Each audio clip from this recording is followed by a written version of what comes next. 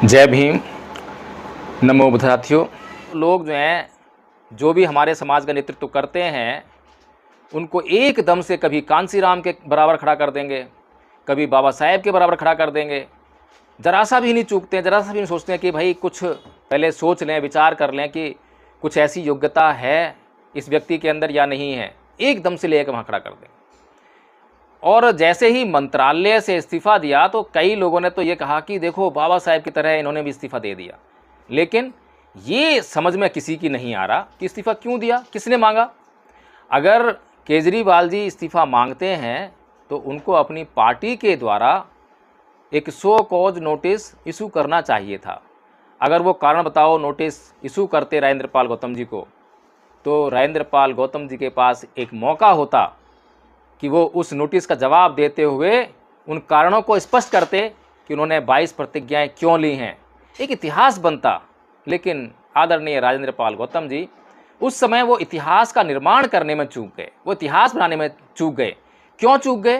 क्योंकि भीतर जो है एक सामाजिक कार्यकर्ता नहीं है, एक सामाजिक उत्थान करने वाला व्यक्ति नहीं है, समाज के लिए जीने मरने वाला व्यक्ति नहीं है। अपने स्वार्थ के लिए किसी पद को खोजना, विधायक बने रहना, आगे एमपी पद के लिए तैयारी करना, कुछ इस तरह की सोच रखने वाला व्यक्ति है। फिर इसके बाद बात यहीं ख़त्म नहीं हो जाती है। उसी दौरान गुजरात में विधानसभा चुनाव चल रहे थे और केजरीवाल जी जो है वहाँ बहुत ज़ोर शोर से कैंपेन कर रहे थे, क्योंकि उनको लग रहा था कि गुजरात में वो सरकार बना लेंगे। तो उन्हें डर लगा कहीं ऐसा ना हो कि 22 प्रतिज्ञाओं का असर गुजरात में पहुंच गया। और गुजरात जो है एक हिंदू बाहुल राज्य है और वहाँ पर जो है हिंदू धर्म के प्रति जो है लोगों की भावनाएं बहुत प्रबल हैं। इसीलिए केजरीवाल जी मंचों के माध्यम से क्या वक्तव्य देते हैं उसको आपको भी समझना चाहिए, सुनना चाहिए। कितना गजब का वक्तव्य देते हैं। आदरणीय केजरीवाल जी कहते हैं कि मैं कृष्ण का अवतार हूँ, मैंने यहाँ पर असुरों का नाश करने के लिए जन्म लिया है। अब सोचिए, असुर कौन है? और कृष्ण जी के अवतार तो साक्षात केजरीवाल जी हैं। वो असुरों का नाश करने आए हैं। असुर किसको कह रहे हैं? असुर तो इन्हीं SC ST OBC लोगों को ही कहा गया है। इस देश में इनके अलावा तो कोई और असुर कहा नहीं गया है। तो आदरणीय राजेंद्र पाल गौतम जी के तब भी कान खड़े नहीं होते हैं, सहन करने के लिए मजबूर हैं, मेंढक बने हुए हैं। अभी जो बर्तन है जो कि आग पे रखा हुआ है, बर्तन के अंदर पानी रखा हुआ है, नीचे से आग लग रही है और मेंढक जो है अपने आप को अकोमोडेट करते जा रहा है, उस तापमान के अनुकूल अपने आप को बनाए जा रहा है। उसके बाद उसी कैंपेन में, गुजरात के इलेक्शन के कैंपेन में, केजरीवाल जी एक बात और कहते हैं कि इस देश की मुद्रा पर, करेंसी पर लक्ष्मी और गणेश का फोटो आना चाहिए। आप बताइए, एक तरफ तो एक व्यक्ति जो 22 प्रतिज्ञाओं की बात कर रहा हो, 22 प्रतिज्ञाएं लोग दिला रहा हो, सामाजिक उत्थान की बात कर रहा हो, 10 करोड़ बौद्ध बनाने की बात कर रहा हो, वो ये दो बातें सुनकर फिर भी पार्टी में कैसे बना रहा? मैं 2022 की बात कर रहा हूँ, आज 2024 चल रहा है। 2 साल तक जो है वो व्यक्ति आम आदमी पार्टी में लगातार बने रहा, और बने नहीं रहा बल्कि जगह जगह जाकर आम आदमी पार्टी के लिए कैंपेन भी कर रहा है। तो जो आज उनको ये जो इस्तीफ़ा उन्होंने दिया है और जो बात उनको आज समझ में आई है कि केजरीवाल जी RSS के व्यक्ति हैं, केजरीवाल जी मनुवादी प्रकृति के व्यक्ति हैं। अभी पीछे राजकुमार आनंद जी, जिनके पास अभी इनका मंत्रालय था, जब उन्होंने अपने मंत्रालय से इस्तीफ़ा दिया तब उन्होंने भी यही आरोप लगाया था कि केजरीवाल आरक्षण विरोधी हैं, RSS की मानसिकता है, मनुवादी प्रवृत्ति का व्यक्ति है। तब भी आपने अपना एक्शन नहीं दिखाया, रिएक्शन नहीं दिया, तब भी आप उनके साथ खड़े नहीं। चलो ठीक है, तभी आप भी आम आदमी पार्टी इस्तीफ़ा दे देते। लेकिन ऐसा नहीं हुआ। कारण क्या था कि आपको एक तो ये विधायक का जो कार्यकाल है ये पूरा करना था, फिर अपनी अगली ज़मीन तैयार करनी थी, ज़मीन ढूंढनी थी कि मेरे लिए एप्रोप्रिएट ज़मीन कहाँ होगी। ठीक है, लेकिन इसके बाद अगला कदम, भाई आप जो है पूरी ज़िंदगी क्या करना चाहते हैं ये समझ में नहीं आया। आपकी क्या उम्र होगी इस टाइम? जो है 55-60 साल के तो हो गए आप जो है। अगर आपने 2 कार्यकाल विधायक का पद उस पर रहकर काम कर लिया है इतना आपने जो फ़ायदा उठाना था उठा लिया है, अब क्या करना चाहते हैं? अच्छा होता, बेहतर होता कि आप बहुजन समाज की किसी भी एक पार्टी के साथ मिलकर इस देश में बहुजनों को राजनीतिक सत्ता में कैसे लेकर आना है उसके लिए प्रयास करते। आप यहाँ पर त्याग और बलिदान करते, कुछ समाज के प्रति समर्पण दिखाते, लेकिन नहीं, क्योंकि आपके अंदर सामाजिक सोच नहीं है। जब सामाजिक सोच नहीं है तो आपसे आपका दिमाग वही करवाता है जो आपके दिमाग में है। आपके दिमाग में है निजी स्वार्थ, और उस निजी स्वार्थ के साथ में चलकर मल्लिका अर्जुन खड़गे जी जो हैं कभी बहुजन मूवमेंट से नहीं जुड़े, कभी बहुजन समाज पार्टी में नहीं रहे, किसी भी बहुजन पार्टी में नहीं रहे। वो हमेशा कांग्रेस में रहे, और कांग्रेस में रहकर जब वो संसद में दहाड़ते हैं कि हम यहाँ के मूल निवासी हैं, तुम लोग बाहर से आए हो, तब उनकी प्रशंसा होती है। कि उस पार्टी में रहकर उस पार्टी की जो मनुवादी प्रवृत्ति है उसके विरोध में जाकर वो बयान देना, वो वास्तव में एक दलेरी है। तो इसलिए साथियों, इस बात को हमें बड़ी गंभीरता से समझना चाहिए कि जब आप आम आदमी पार्टी में थे, आम आदमी पार्टी में रहकर आप अपने मिशन मूवमेंट का काम कर रहे थे, आपको प्रशंसा मिल रही थी। आपने 22 प्रतिज्ञाएं ली, आपको प्रशंसा मिली, बहुत प्रशंसा मिली। उसके बाद जो घटनाएं घटी वो भी समाज की नज़र से बची रहीं। हम अभी नागपुर में गए थे तो वहाँ लोग बोल रहे थे कि राजेंद्र पाल गौतम जी ने तो आम आदमी पार्टी से इस्तीफा दे दिया। लोगों को नहीं मालूम कि क्या चल रहा है, कैसे चल रहा है, क्योंकि हमारा समाज बेचारा मासूम है, निर्दोष है, कुछ जानकारी रखता ही नहीं है। वो तो खाली ये देखता है कि यूट्यूब पर आजकल कौन वायरल हो रहा है। आजकल यूट्यूब पर महमूद प्राचा जी वायरल हो रहे हैं, डॉक्टर रितु वायरल हो रही है, रतन लाल जी वायरल हो रहे हैं, लक्ष्मण यादव वायरल हो रहे हैं। उन्हें क्या मालूम कि बेचारे ये लोग जो हैं आपके लिए आंदोलन कर रहे हैं या अपने लिए ज़मीन तैयार कर रहे हैं।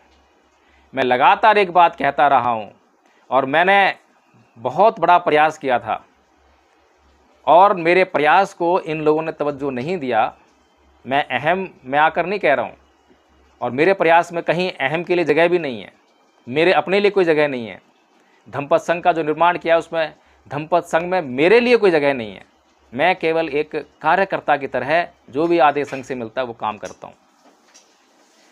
मैं रतन लाल जी के पास गया था, मैंने राजेंद्र पाल गौतम जी से बात की थी, मैंने जो भी तमाम बड़े बड़े चेहरे समाज में आप जिनको जानते हैं, पहचानते हैं, उन सब से मैंने बात की, और मैंने उनसे कहा था कि एक संघ का निर्माण कीजिए, अपने लिए जीना छोड़िए, अपने लिए एमएलए एमपी बनने की बात छोड़ दीजिए, समाज की प्रतिभाओं को बाहर निकालिए। समाज में बहुत प्रतिभाएं हैं जो भुखमरी का शिकार हैं, बेरोजगारी का शिकार हैं। बहुत सारे पढ़े लिखे बेरोजगार युवा घूम रहे हैं, उनके अंदर बहुत राजनीतिक प्रतिभाएं हैं, उनको निकालिए, उनको एमएलए एमपी बनाइए। आप जब उनको एमएलए एमपी बनाएंगे, आप बुद्धिजीवी वर्ग के नाते जो है, आप बुद्धिजीवी वर्ग से आते हैं, बुद्धिजीवी वर्ग के नाते आप उनको एमएलए एमपी बनाइए, और जब एमएलए एमपी आप उनको बनाएंगे तो आपके पास एमएलसी बनने के लिए, राज्यसभा में जाने के लिए एक ताकत आएगी। तब आप जो है डायरेक्ट जो है एमएलसी बनिए, राज्यसभा में जाइए। लेकिन उसके लिए आपको अपने समाज में से ईमानदारी से, चाहे वो गरीब है, चाहे उसके पास कोई शिक्षा है या नहीं है, लेकिन उसके पास अगर राजनीतिक योग्यता है तो आप ईमानदारी से उसको उठाइए, उसको नेता बनाइए, उसका प्रचार कीजिए, उसके साथ में खड़े होइए, उसके साथ में धन लगाइए, और उसको जो जिताकर लोकसभा में भेजिए, उसको जिताकर विधानसभाओं में भेजिए। ये सब बातें मैंने आदरणीय प्रोफेसर रतन लाल जी से कही थी, लेकिन वही ढाक के तीन पात, क्योंकि हर एक को ये घमंड है कि मेरे पीछे लाखों का जनसमुदाय है। हाँ, तुम्हारे पीछे लाखों का जनसमुदाय है, क्योंकि आप लोगों को बहकाना जानते हो, लोगों को मूर्ख बनाना जानते हो, ढोंग करना जानते हो कि आप लोग जो है उनके हित का काम कर रहे हो, उनके लिए आंदोलन कर रहे हो। इसीलिए लोगों को बेचारे पीड़ित हैं, पीड़ा में जी रहे हैं। कोई भुखमरी में जी रहा है, कोई बेरोजगारी में जी रहा है, नाना प्रकार की पीड़ाएं हैं, जाती है दंश झेल रहा है, जाती अत्याचार झेल रहा है। तो वो तो मसीहा ढूंढता है, कभी लक्ष्मण यादव को मसीहा ढूंढता है, कभी रतनलाल को मसीहा ढूंढता है, कभी राजेंद्र पाल गौतम को मसीहा ढूंढता है। लेकिन एडवोकेट जय भीम प्रकाश की बात को इसलिए मानने के लिए तैयार नहीं है क्योंकि एडवोकेट जय भीम प्रकाश के पास जो है परमानेंट रिलीफ तो है, इंस्टेंट रिलीफ नहीं है, अभी तुरंत कोई समाधान नहीं है। और सबसे बड़ी विडंबना, हालांकि मैं इसकी चर्चा अब नहीं करता हूं, लेकिन करना आवश्यक है कि ये जो आपके आंदोलनों के चेहरे हैं, बड़े बड़े चेहरे, चाहे वो आदरणीय चंद्रशेखर आज़ाद जी हों, बहन कुमारी मायावती हों, प्रोफेसर रतनलाल जी हों, लक्ष्मण यादव हों, जितने भी बड़े बड़े नाम आप जानते हैं, आदरणीय नीलम बौद्ध जी और मैं 22 दिन गोरखपुर जेल में रहे।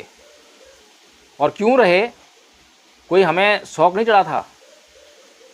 गोरखपुर में एक आंदोलन चल रहा था, ज़मीन का आंदोलन, बहुजन समाज के लोगों को 1 एकड़ ज़मीन दिलाने का आंदोलन।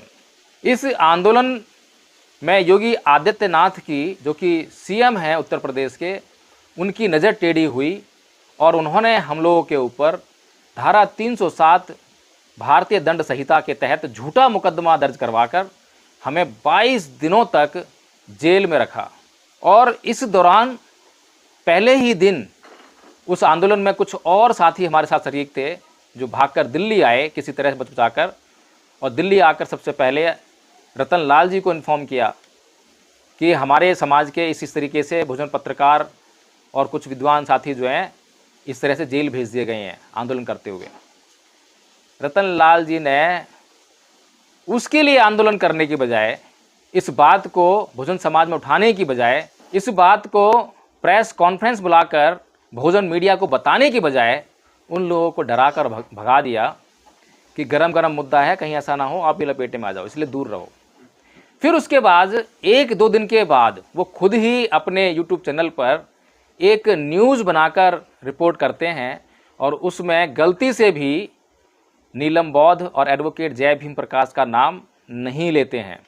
विचारणीय प्रश्न है साथियों कि ये सभी जो हैं सोशल मीडिया से वेल कनेक्टेड हैं, और चाहे वो राजेंद्र पाल गौतम जी हों, आदरणीय चंद्रशेखर आज़ाद जी हों, लक्ष्मण यादव हों, शंभू जी हों, जितने भी लोग हैं, ये सभी लोग जो हैं अच्छी तरह से जानते थे कि हाँ, गोरखपुर में एक कांड हो गया है, गोरखपुर में 9 लोगों को जेल में भेज दिया गया है जो कि बहुजन समाज के लिए आंदोलन कर रहे थे। लेकिन कोई खबर आपको सुनने को नहीं मिली होगी। क्यों नहीं सुनने को मिली? जो लोग अपने लिए तो बहुत जल्दी सोशल मीडिया पर आते हैं, आंदोलन की बात करते हैं, जेल भरो आंदोलन की बात करते हैं, एफआईआर ही दर्ज हो जाए तो हाव हल्ला मचा देते हैं। एडवोकेट जय भीम प्रकाश और नीलम बौद्ध समाज के लिए क्या काम कर रहे हैं? कोई समाज के लिए कोई समाज विरोधी काम कर रहे हैं, समाज के लिए कोई गलत काम कर रहे हैं?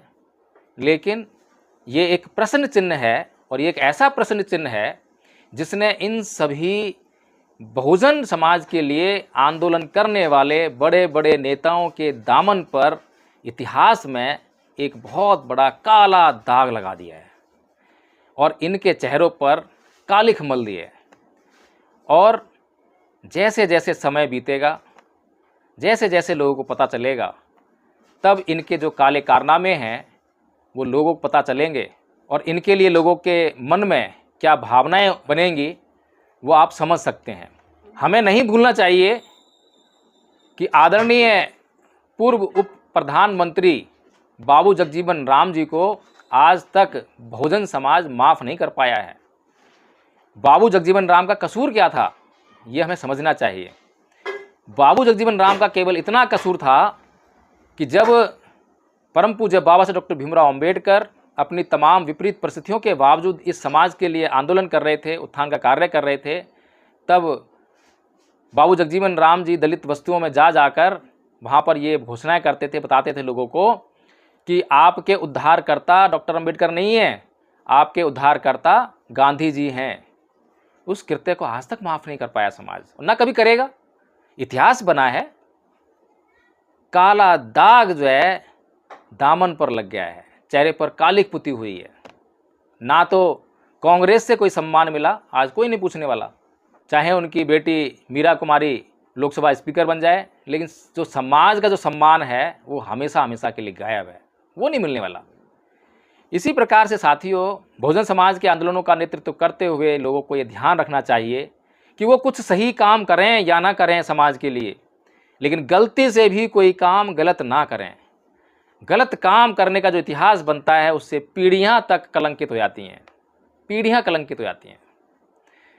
इसीलिए आज ये जो आंदोलन करने वाले लोग हैं, जब मैंने इनके सामने ये प्रस्ताव रखा तो सबने ये कहा कि मेरे पीछे लाखों फॉलोअर हैं।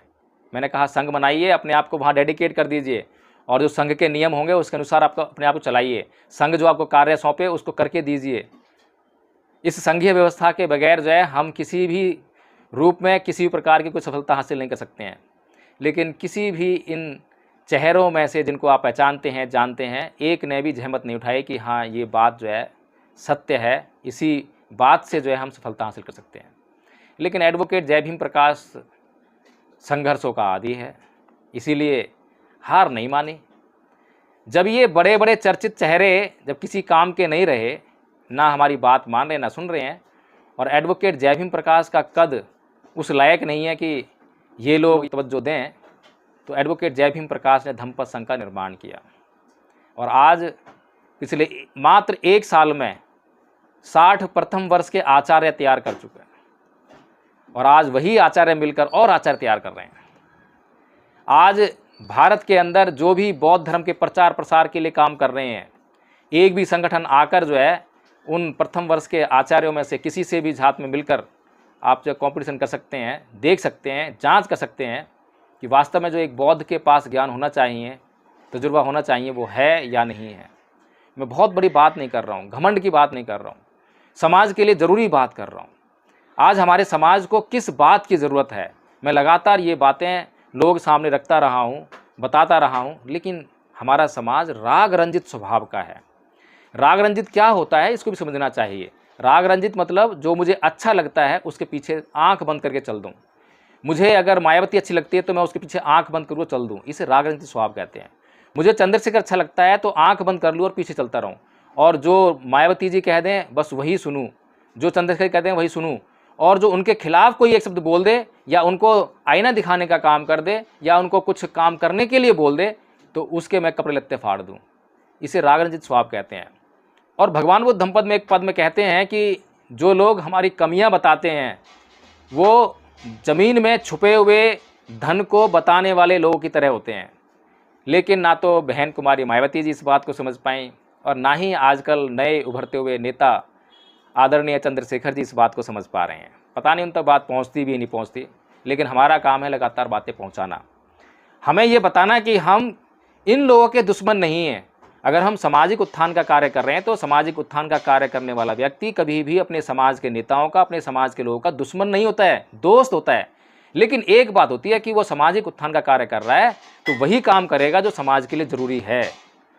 वो उसमें वो वाला काम तो करेगा ही नहीं जो राजनीति की ज़रूरत होती है, राजनीति की डिमांड होती है। राजनीति की जो डिमांड है वो राजनीतिक लोग करेंगे, लेकिन एक सामाजिक उत्थान का कार्य करने वाला व्यक्ति हमेशा वही कार्य करेगा जो समाज के लिए ज़रूरी है। बाबा साहेब ने अपने पूरे जीवन में कभी भी राजनीतिक लालसाओं को अपने आड़े नहीं आने दिया और हमेशा वो कार्य किया जिसकी समाज को बहुत ज़रूरत थी। अगर बाबा साहेब वो सामाजिक उत्थान का कार्य नहीं करते तो आज समाज जो ऐशो आराम की ज़िंदगी जी रहा है वो नहीं जी पाते। अगर उन्होंने कांग्रेस के साथ मिलकर इतने बड़े बड़े पद का प्रलोभन उनके पास आया, बाबू जगजीवन राम की तरह अगर वो भी कांग्रेस से शामिल हो गए होते तो शायद प्रधानमंत्री भी बन जाते, कोई रोकने वाला नहीं था। लेकिन नहीं, ऐसे हजारों प्रधानमंत्री बनने से बेहतर है कि समाज के लिए ईमानदारी से काम करते हुए, उन तमाम संघर्षों से जूझते हुए उस समाज का जो है अगर आपने कुछ उत्थान कर दिया तो उससे जो पूरा समाज जो फ़ायदा उठाएगा वो कहीं उससे ज़्यादा बड़ा काम है। तो इसलिए साथियों, आज जो राजेंद्र पाल गौतम जी का जो निर्णय है कांग्रेस ज्वाइन करने का, वो मुझे किसी भी तरीके से ठीक नहीं बैठता है। और प्रश्न उठता है कि ये जय भीम मिशन जो इन्होंने चला रखा है संगठन, इसमें अब तो लोग भी दिखाई नहीं देते हैं। पीछे कार्यक्रम दे रहा था, कुर्सियाँ खाली पड़ी थी, क्योंकि कोई योजना नहीं है, उद्देश्य नहीं है कि क्या आपका उद्देश्य है, क्या उससे हासिल करना चाहते हैं। अब एक ही उद्देश्य रह गया है कि जो जय भीम मिशन के जो लोग हैं वो शायद ये तय करते हों कि अब राजेंद्र पाल गौतम जी को क्या करना है। अब आम आदमी पार्टी घास गिरना बंद कर दी है तो अब जो है कांग्रेस ज्वाइन कर लें या फिर और कोई पार्टी ज्वाइन कर लें। अब कहाँ से एमएलए बन सकते हैं, कहाँ से एमपी बन सकते हैं। अब केवल इस बात पर ध्यान लगाने के लिए जय भीम मिशन जो संगठन है वो रह गया है। और मैं फिर बार बार आप लोगों को यही बात कहूँगा कि आप जो है इस तरह के लोगों और इस तरह के संगठनों के बहकावे में मत आइए। आप जो है परम पूज्य बाबा साहब डॉक्टर भीमराव अम्बेडकर को अपना मार्गदर्शन मानिए और उन्होंने जो बातें कही हैं उनका साहित्य पढ़िए कि उन्होंने क्या बात कही है। और धम्मपद संघ से जुड़कर आप जो है बेहतर तरीके से इस योजना को, लक्ष्य को आप जो अच्छी तरह से समझ सकते हैं और अपने समाज के लिए और भी बेहतर तरीके से काम कर सकते हैं। तो साथियों, इस वीडियो को मैं यहीं समाप्त करूँगा और जाते जाते आपसे प्रश्न रखूँगा जिनका उत्तर आपको कमेंट बॉक्स में देना है कि क्या आदरणीय राजेंद्रपाल गौतम जी ने जो कदम उठाया है वह ठीक है। दूसरा प्रश्न ये है कि क्या वास्तव में आदरणीय राजेंद्रपाल गौतम जी सामाजिक उत्थान का कार्य कर रहे हैं। और तीसरा प्रश्न ये है कि क्या उन्होंने बहुजन समाज के लोगों को धोखा दिया है। और एक प्रश्न और महत्वपूर्ण प्रश्न ये है, क्या आदरणीय राजेंद्रपाल गौतम जी 2025 तक 10 करोड़ बौद्ध भारत में बना पाएंगे, उन्हें दीक्षा दिला पाएंगे। तो साथियों, ये कुछ महत्वपूर्ण प्रश्न हैं, और भी प्रश्न हो सकते हैं जो आपके जहन में आ रहे हों, उनको भी कमेंट बॉक्स में लिखें। और साथियों, अगर आपको यह वीडियो पसंद आया हो तो इसको लाइक ज़रूर करें और चैनल को सब्सक्राइब जरूर करें। वीडियो तो लाखों की संख्या में चलता है, लाखों व्यूज़ आते हैं, लेकिन सब्सक्राइबर जो है उतनी संख्या में नहीं आते हैं। कारण हो सकता है कि आपको तजुर्बा ना हो कि किस तरह सब्सक्राइब करना है, लेकिन आप जो है ये सोचिए कि जो मनुवादियों के चैनल हैं उन पर मिलियंस में सब्सक्राइबर हैं। तो मिलियंस में सब्सक्राइबर होने के बाद वो क्या काम करते हैं, वो मनुवाद को फैलाने का काम करते हैं। और बहुजन जो चैनल हैं वो अगर आप उनको सब्सक्राइब करते हैं और लोगों से करवाते हैं तो वो क्या काम करेंगे, एक अच्छी विचारधारा का प्रचार प्रसार आप लोगों के लिए करेंगे। यह काम करना जो है बहुत महत्वपूर्ण है, इसलिए आप इस चैनल को सब्सक्राइब करें और इस वीडियो को कम से कम अपने पास जो भी आपके पास जो ग्रुप हैं उन कम से कम 10 ग्रुपों में इस वीडियो को ज़रूर भेजें। जय भीम, नमो बुद्धाय।